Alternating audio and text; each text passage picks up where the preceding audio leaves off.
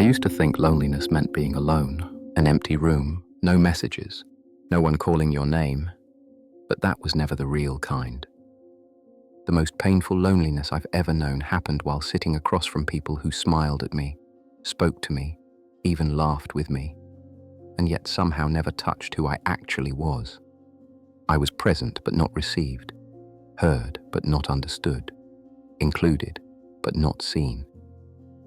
There is a particular ache that comes from realizing that your existence has been reduced to a role, that people interact with the surface of you, the polite version, the functional version, the acceptable version, while the real interior life remains locked behind glass, untouched, unacknowledged. And after a while, something quietly breaks. You begin to wonder whether the fault lies in you, whether you are asking for too much, whether this hunger to be known is childish, selfish, unrealistic. So you adapt. You become easier, quieter, more agreeable, more useful. You learn what people respond to, and you give them exactly that, even if it costs you the parts of yourself that once felt alive. You trade depth for harmony, truth for belonging, presence for approval. And the tragedy is this: the more you do this, the more people gather around you, and the lonelier you feel. Because what you are offering them is not you. It is a mask designed to survive. Most people never talk about this kind of loneliness, not because it is rare, but because it is difficult to explain without sounding ungrateful. After all, you have people, you have conversations, you have a life that, from the outside, appears normal, even full. And yet something essential is missing. Not attention, not company, but recognition. To be seen not as a function, not as a personality, not as a collection of traits, but as a living interior world, with contradictions, with doubts, with unspoken thoughts that don't fit neatly into conversation. This is the loneliness of deep people in a shallow rhythm of life. The loneliness of those who feel too much, think too far, and speak too honestly for a world optimized for speed and surface. And once you understand this, you begin to see that most human connection today is not built on understanding, but on mutual convenience. In the next part, we need to talk about why modern life produces this kind of invisibility and why so many people quietly accept it as normal, even though it slowly erodes their sense of self. There comes a moment, usually quiet, usually unannounced, when you realize that being liked has never made you feel less alone. It has only made you more careful. I remember noticing it in myself long before I could name it. The subtle way my words softened before leaving my mouth. The instinctive pause before saying what I actually thought. The internal calculation. Will this make things easier, or will it complicate the room? Running constantly in the background of my mind. I wasn't lying, I was editing. And over time, that distinction stopped mattering. Being liked promises safety. It tells you that if enough people approve of you, you will finally be secure, socially anchored, emotionally protected, immune to rejection. But what it never tells you is the price it quietly demands in return. To be liked, you must become legible, predictable, manageable. You must flatten the parts of yourself that create friction, ambiguity, or discomfort in others. You learn very quickly which traits are rewarded and which are quietly punished. Depth becomes intensity. Intensity becomes too much. Honesty becomes awkward. Silence becomes strange. And so you adapt, not consciously at first, but instinctively, like a body learning how not to flinch. Modern life amplifies this pressure in ways previous generations never experienced. We live in an environment where approval is not only social, but quantified. Likes, views, responses, engagement, visible numbers that turn belonging into a scoreboard. Even when we tell ourselves we don't care, our nervous system does. It reads these signals as survival data. Am I accepted? Am I safe? Am I still part of the group? So we begin to curate ourselves the way platforms teach us to. We present what works. We repeat what gets affirmation. We avoid what creates silence or discomfort, and slowly, almost imperceptibly, the self becomes a performance optimized for approval rather than a presence rooted in truth. The tragedy is that this works, superficially. People respond, doors open, conversations flow more easily, conflict decreases, you become easy to be around, and for a while it feels like relief. But underneath that relief is a growing sense of hollowness, because the connection you're receiving is not actually connected to who you are. It is connected to who you've learned to present. Being liked does not require being known. In fact, it often requires the opposite. The deeper, more complex parts of you, the ones that don't translate well into small talk, the thoughts that don't resolve neatly, the feelings that arrive without explanation, these are rarely invited, not because they are wrong, but because they disrupt the smooth rhythm of social life. They slow things down. They ask something of the other person that modern culture has trained them not to give. Attention, patience, presence. And so you learn to withhold them. At first, it feels like maturity, emotional intelligence, reading the room. But over time, the act of constant self-monitoring fractures the inner world. You begin to experience yourself as divided, the self that is shown and the self that is lived. And the longer this division persists, the harder it becomes to remember which one is real. This is why being liked rarely cures loneliness. It anesthetizes it. It replaces the ache of exclusion with the numbness of invisibility. You are included but not encountered, accepted but not recognized, surrounded but untouched. And because there is no clear wound, no obvious rejection, the pain becomes harder to explain, even to yourself. Many people mistake this state for normal adulthood. They assume this is simply what growing up feels like, less intensity, less connection, more restraint. But it isn't adulthood. It is adaptation. A psychological compromise made to survive in environments that reward conformity over authenticity. The cruel irony is that the more skilled you become at being liked, the less likely you are to be truly known, because real knowing requires risk. It requires the willingness to be misunderstood, to disrupt harmony, to tolerate silence and uncertainty. And those are precisely the things the pursuit of likability trains you to avoid. In the next part, we need to look at what this constant self-editing does to the psyche over time, and why so many people wake up in midlife feeling disconnected from themselves without knowing when it happened. The psychological cost of self-editing. Self-editing begins as a social skill. It ends as a psychological fracture. At first, the adjustments feel harmless, even intelligent. You notice what unsettles others and soften it. You sense when a thought will land too heavily and keep it inside. You learn when silence is safer than honesty, when neutrality is more comfortable than depth. This is how most people survive socially. It is not pathology, it is adaptation.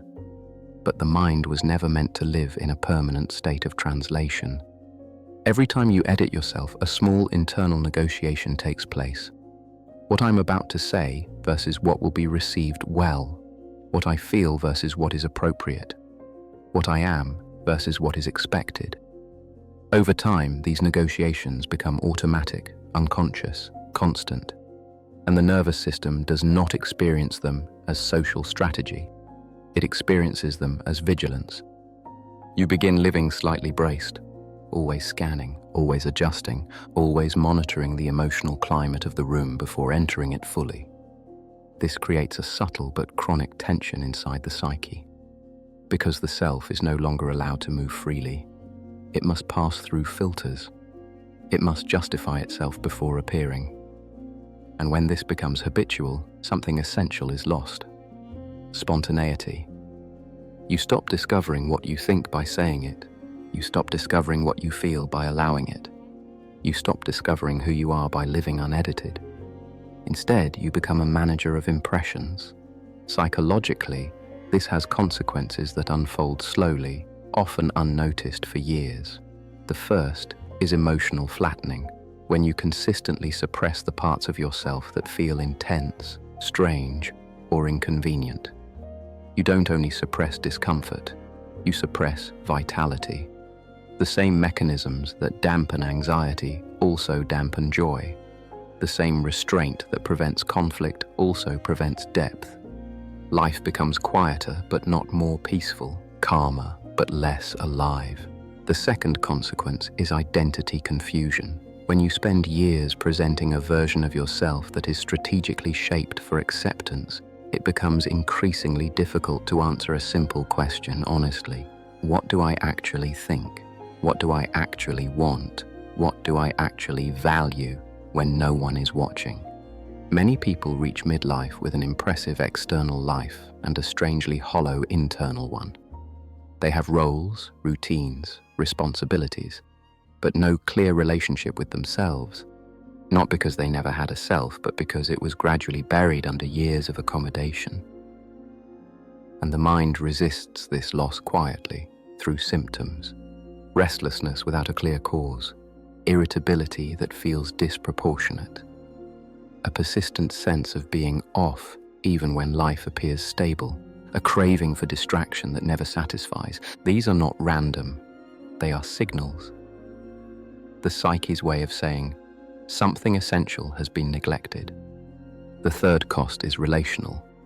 When you habitually present a filtered version of yourself, the relationships that form around that version cannot nourish you.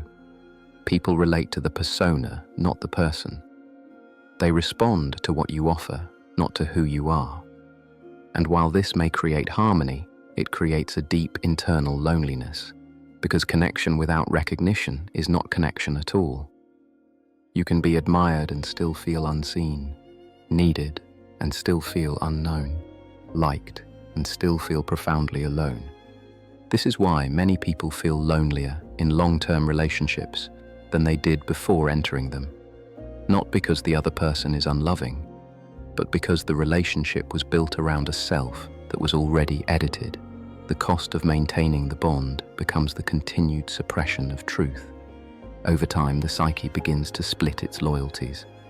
One part maintains the social self, competent, agreeable, functional. Another retreats inward, growing quiet, resentful, tired. This inner self often expresses itself indirectly, through sarcasm, withdrawal, passive resistance, or a vague sense that life is happening somewhere else. And perhaps the most dangerous consequence of all is normalization. Because when everyone around you is doing the same thing, self-editing, self-managing, self-suppressing, it begins to feel like this is simply what adulthood is. You stop questioning the numbness. You stop expecting depth. You accept a life that functions but does not resonate. But something in you still knows. It knows in moments of rare honesty, in sudden waves of sadness with no clear source, in the quiet envy you feel toward people who seem unfiltered, even when their lives look less successful. That part of you is not broken, it is awake. In the next part, we need to talk about why this pattern becomes especially powerful in modern society, and how entire cultures quietly train people to confuse visibility with belonging. Visibility is not belonging. One of the most subtle deceptions of modern life is the belief that being seen is the same as being known, that if enough eyes land on you, if enough people notice, acknowledge, respond, then belonging will naturally follow. But visibility and belonging do not grow from the same soil. In fact, they often pull the psyche in opposite directions. Visibility is exposure, belonging is shelter. We live in a world where presence is encouraged only when it can be consumed. You are invited to share, to post, to speak, to express, but only within formats that are easily digestible, emotionally efficient, and socially legible. Complexity is trimmed, ambivalence is flattened. Anything that cannot be immediately categorized is quietly ignored. And so people learn to make themselves visible in ways that are safe, recognizable, and non-threatening, while keeping the deeper layers of their inner life hidden where they won't disrupt the flow. This is why so many people feel paradoxically invisible at the height of their visibility. They are present everywhere and received nowhere. Their words circulate, but their meaning does not land. Their image is familiar, but their interior remains untouched. They are seen, but not encountered. Belonging, by contrast, requires slowness. It requires tolerance for contradiction. It asks for patience with silence, discomfort, and emotional ambiguity. It cannot be optimized or scaled. It happens in the small, unremarkable spaces where performance drops away and presence remains. And because modern life moves too fast to sustain this, most environments no longer support real belonging, only its appearance. So, people substitute. They collect signals of acceptance instead of experiences of understanding. They accumulate responses instead of relationships. They measure worth through reaction rather than resonance. And the psyche, desperate for connection, mistakes this activity for nourishment, even as it grows more depleted. There is a deep psychological cost to living this way. When belonging is replaced by visibility, the self becomes externalized. You begin to experience your value as something reflected back at you, rather than something felt from within. Your sense of existence becomes dependent on response. Silence starts to feel like erasure. Neutrality feels like rejection. And absence of feedback becomes unbearable. This is not narcissism, it is hunger. A hunger created by the absence of environments where a person can exist without explanation, without performance, without the pressure to be interesting, useful, or impressive. When those environments disappear, the psyche adapts by seeking substitutes, and visibility is the most readily available one.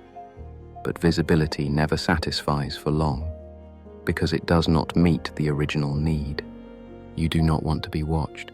You want to be received. You do not want attention. You want recognition. You do not want approval. You want to be understood, or at least honestly encountered. And when that does not happen, something strange occurs. People begin to doubt the legitimacy of their own inner life. They question whether their thoughts are too much, their feelings too heavy, their presence too inconvenient. They learn to minimize themselves, not because they lack depth, but because depth has nowhere to land. This is why so many people describe a sense of fading, even while remaining socially active. They show up, participate, contribute, and yet feel as though they are slowly disappearing behind the role they play, not erased by rejection, but by perpetual partial presence. Belonging requires that you be allowed to arrive whole.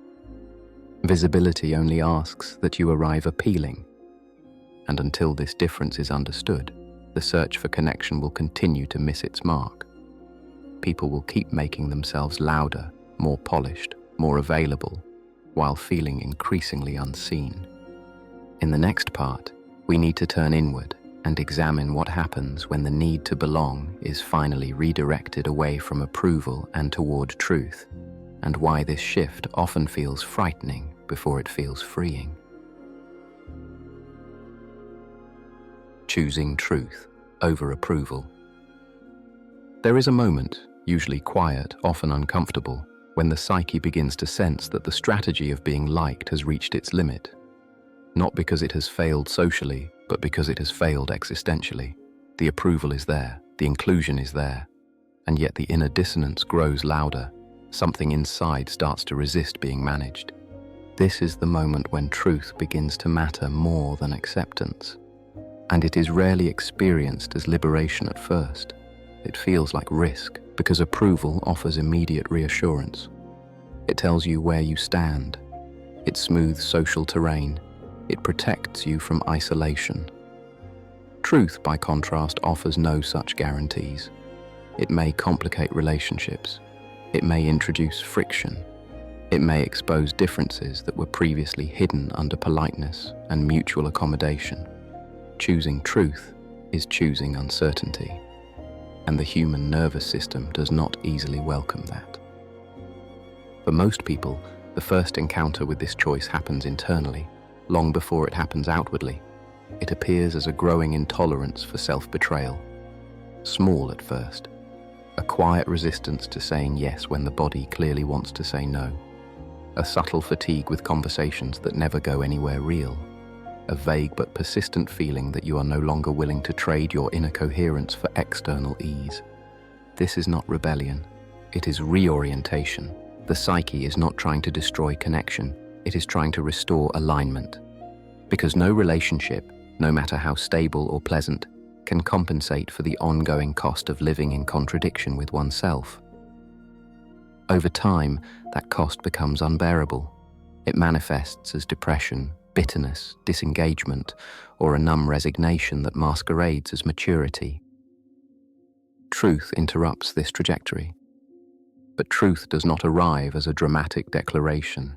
It begins as an internal decision. I will no longer abandon myself to remain comfortable.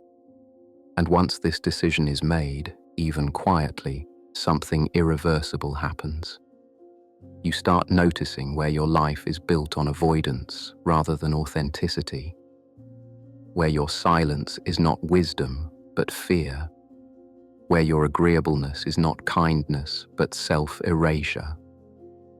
This awareness can be deeply destabilizing because it threatens the structures you've relied on for safety, the roles you've perfected, the identities that have been rewarded, and the mind, which prefers predictability over integrity, will resist.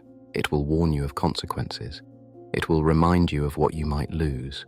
It will tell you stories about how this is just how things are, how honesty is overrated, how depth is impractical. But beneath these rationalizations is a simpler truth. Approval has kept you connected to others at the cost of being connected to yourself. And that trade, once fully seen, becomes difficult to continue making. Choosing truth does not mean constant confrontation or unfiltered expression. It does not mean speaking every thought or rejecting all compromise. It means something quieter and far more demanding. It means allowing your inner reality to exist without immediately negotiating it away. It means letting your responses be guided by what feels internally accurate rather than what feels externally advantageous. And this changes everything. Your words become fewer but more precise. Your relationships become smaller but more real. Your presence becomes less performative but more grounded.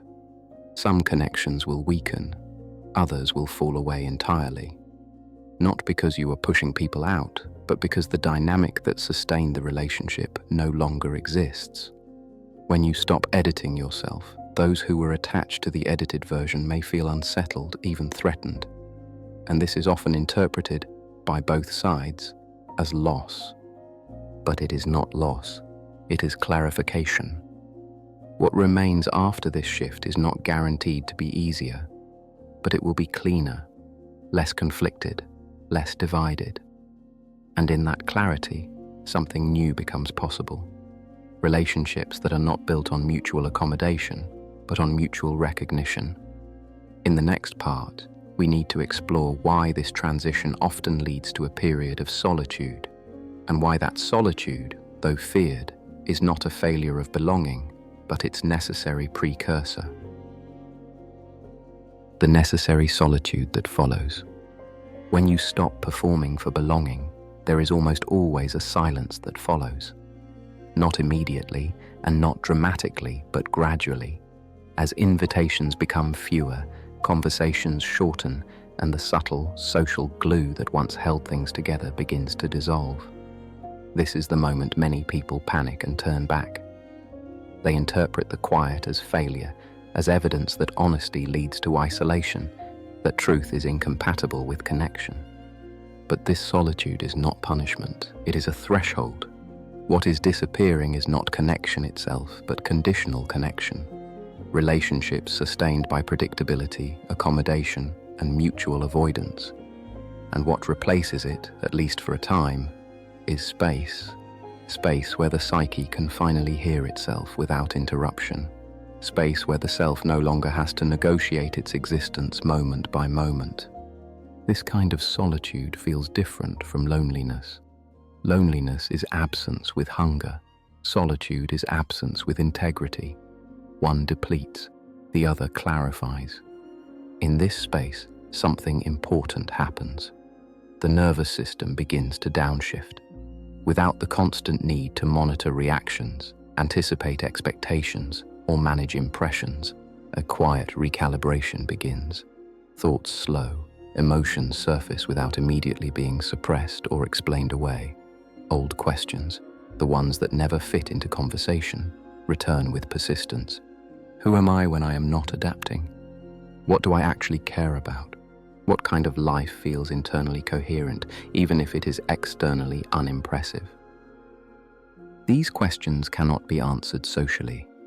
They require time, silence, and the absence of an audience. And this is why solitude is not an optional phase in the process of becoming whole. It is the ground from which authenticity grows. Most people avoid this phase because it feels like regression, like stepping backward while everyone else moves forward. But psychologically, it is the opposite. It is differentiation, the slow, often uncomfortable process of separating what is genuinely yours from what you have inherited, absorbed, or performed. In solitude, you begin to notice how many of your desires were borrowed, how many of your anxieties were socially induced, how many of your goals existed only because they were rewarded with approval. And as these realizations accumulate, a strange relief appears, not because you suddenly know what you want, but because you finally know what you don't. This is where belonging begins to reform, but on different terms, not through proximity or shared activity, but through resonance, through recognition, through the rare experience of being with someone and feeling no need to translate yourself. These connections are fewer, they arrive more slowly, and they cannot be forced. But when they do appear, they carry a depth that makes quantity irrelevant. Solitude teaches you this patience. It teaches you that being alone is not the same as being abandoned, that silence is not emptiness, that not being chosen is not the same as being unworthy. And once this distinction settles into the psyche, something fundamental shifts. You stop negotiating your truth for inclusion. In the next part, we need to explore what real belonging actually looks like once it is no longer built on approval, and why it feels quieter, less dramatic, but infinitely more sustaining. What real belonging actually is. Real belonging does not announce itself. It does not arrive with intensity, enthusiasm, or immediate emotional reward. In fact, it is often so quiet that people miss it entirely at first. After a long period of chasing approval, belonging feels almost underwhelming, because it does not stimulate the nervous system in the same way. There is no performance, no anticipation, no subtle anxiety about how you are being received. There is simply a shared space where nothing essential needs to be hidden, and that can feel unfamiliar, even unsettling. Real belonging is not the feeling of being welcomed into a group. It is the feeling of being able to remain yourself without consequence. You are not required to simplify your language. You are not required to soften your perceptions. You are not required to maintain a mood or sustain an image. You are allowed to arrive tired, conflicted, quiet, unimpressive, and nothing about the connection collapses because of it. This is how you know you are no longer dealing with approval. Approval requires consistency. Belonging tolerates fluctuation. In approval-based relationships, your value is tied to how well you perform your role. In real belonging, your presence itself is enough. You do not need to contribute constantly, entertain, reassure, or prove relevance. Silence does not threaten the bond. Disagreement does not destabilize it. Change does not feel like betrayal. Psychologically, this kind of belonging is deeply regulating. The nervous system no longer remains on alert. The body relaxes in a way it rarely does around people. There is a felt sense of safety. Not because nothing difficult will ever arise, but because difficulty does not jeopardize the relationship. This is why real belonging often feels quieter than expected. It lacks drama, it lacks urgency, it lacks the addictive highs of being validated. And for someone accustomed to living through external feedback, this can initially feel like emptiness. But it isn't emptiness. It is stability. The mind, no longer scanning for approval cues, begins to settle. The emotional system, no longer bracing for rejection, begins to open, and the self, no longer divided between presentation and experience, begins to feel whole. These connections are rare not because people are incapable of them, but because they require a level of internal honesty that most environments do not support. You cannot be truly met while hiding, and you cannot stop hiding without accepting the possibility of standing alone. This is the paradox at the heart of belonging. You do not find it by trying to belong. You find it by becoming real enough to risk not belonging. Only then can another person meet you at the same depth, not as a role, not as a projection, not as a convenient presence, but as a living interior world. And when that happens, something subtle but decisive changes. You stop asking whether you are enough. You stop monitoring how you are being perceived. You stop negotiating your existence. You are simply there, and that is enough. In the final part, we will bring everything together.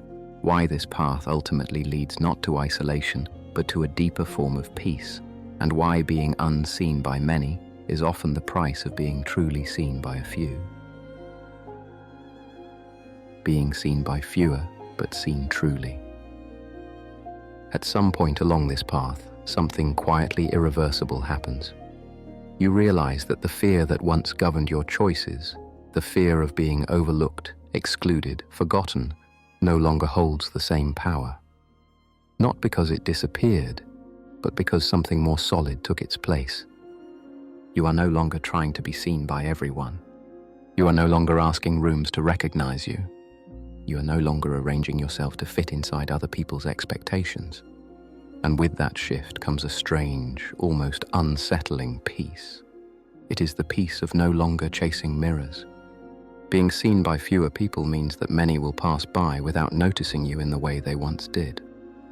Your silence may be misread as distance. Your refusal to perform may be interpreted as indifference. Your depth may go unnoticed by those who only know how to connect at the surface. And this is where many people hesitate, wondering whether they have made a mistake. But what you lose in visibility, you gain in coherence.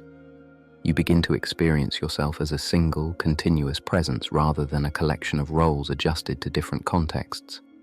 There is less internal negotiation, less regret after conversations, less exhaustion from constantly explaining or justifying who you are. You move through life with fewer witnesses, but with far greater integrity. And then, unexpectedly, something else happens. A different kind of recognition emerges. It does not come from crowds or constant interaction. It comes from one person, perhaps two, who respond not to what you present, but to what you are. There is no rush in these encounters. No need to impress, no pressure to sustain momentum. You speak slowly, you listen fully. Silence feels natural rather than awkward. These people do not consume you. They do not extract energy. They do not require you to be anything other than present. And in their presence, you feel something rare, a sense of being received without being evaluated. This is what being truly seen feels like. Not admiration, not validation, but recognition. It is the recognition of your inner continuity, of your way of thinking, of your emotional rhythm, of the particular gravity with which you move through the world. And once you have experienced this, even briefly, it becomes impossible to return to the old bargain. You can no longer trade yourself for approval without feeling the cost immediately. This is why the journey away from being liked is not a loss, but a refinement. It strips away what was never meant to sustain you and leaves behind what can. It teaches you that belonging is not something you earn through adaptation, but something that emerges when you stop hiding. And perhaps the most important realization of all is this: you were never meant to be understood by many. You were meant to be understood deeply. Most people will move through life surrounded, busy, connected, and yet never experience the quiet relief of being known. Not because they are incapable of it, but because they never stopped long enough to become visible to themselves. You did. And that changes the texture of everything. You may walk alone more often now. You may speak less. You may no longer feel the urgency to explain yourself, but when you are seen, it will be real, and when you belong, it will not cost you yourself. In a world that rewards noise, speed, and performance, choosing depth will always look like disappearance. But it is not disappearance. It is descent into something truer, steadier, and far more enduring. And once you understand this, you no longer fear invisibility, because you are finally present. And presence, when it is real, does not need an audience.